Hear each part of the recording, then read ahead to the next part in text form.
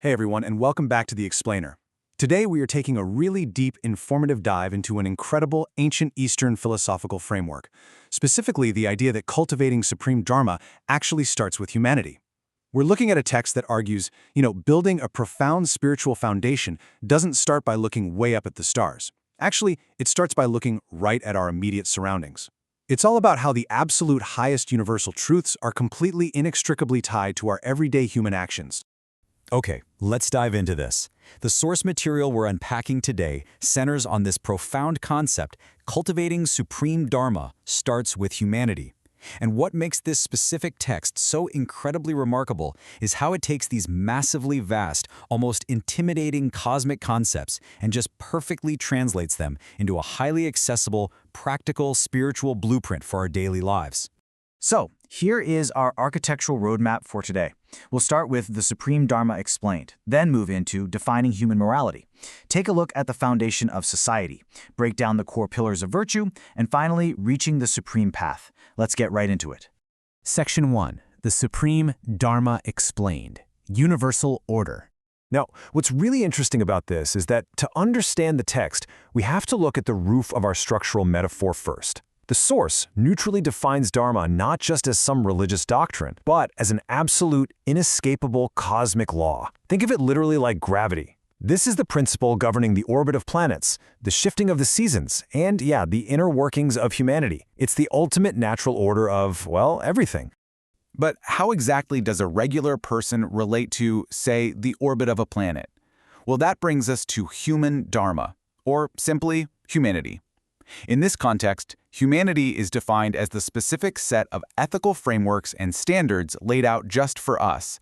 It's like, if planets follow the laws of physics to keep harmony out in space, we humans have to follow ethical laws to keep harmony right here on Earth. Section 2. Defining human morality. Staying on track. And this brilliantly illustrates the source text's core argument.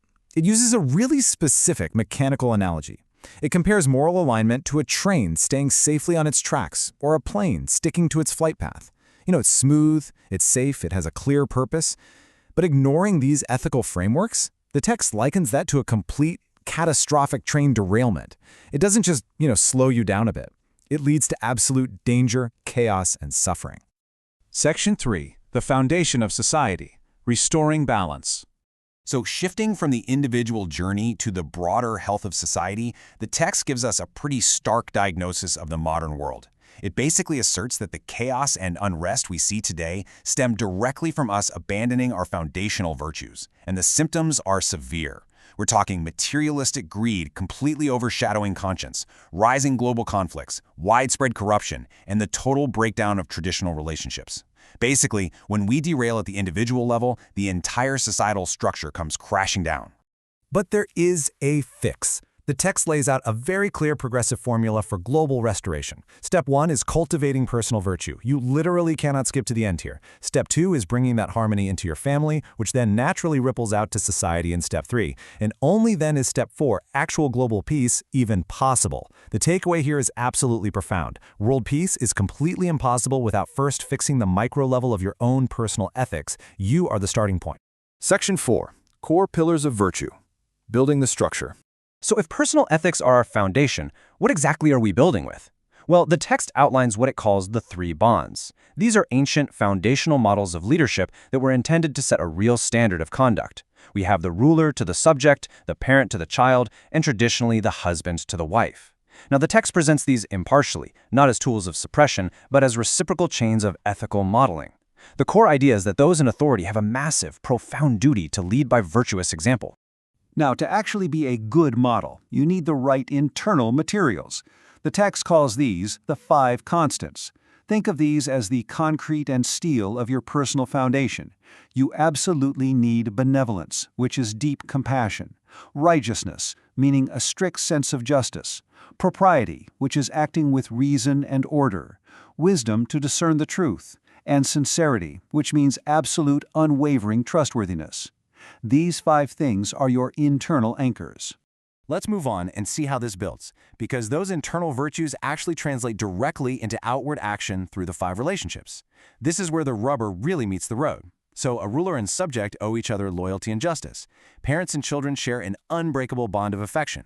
Spouses operate on distinction and mutual respect. Elders and youth maintain societal order through humility. And friends? Well, they operate on pure trust and sincerity.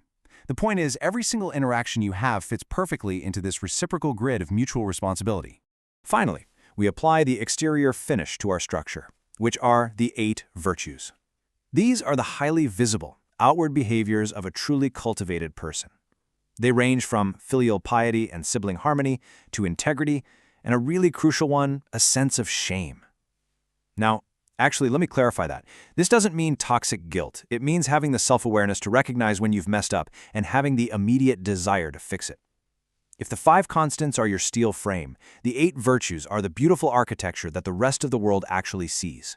Section 5. Reaching the Supreme Path, the Final Spire. Okay, so we've built the foundation and we've put up the walls. Now we connect all those grounded human virtues we just talked about back up to the ultimate cosmic goal. This quote really summarizes the entire thesis perfectly. He who understands his own original nature understands heaven. It's such a profound realization. The absolute highest spiritual enlightenment isn't found by running away to meditate on a mountaintop. It's found by mastering your very own human nature while living right smack in the middle of everyday society.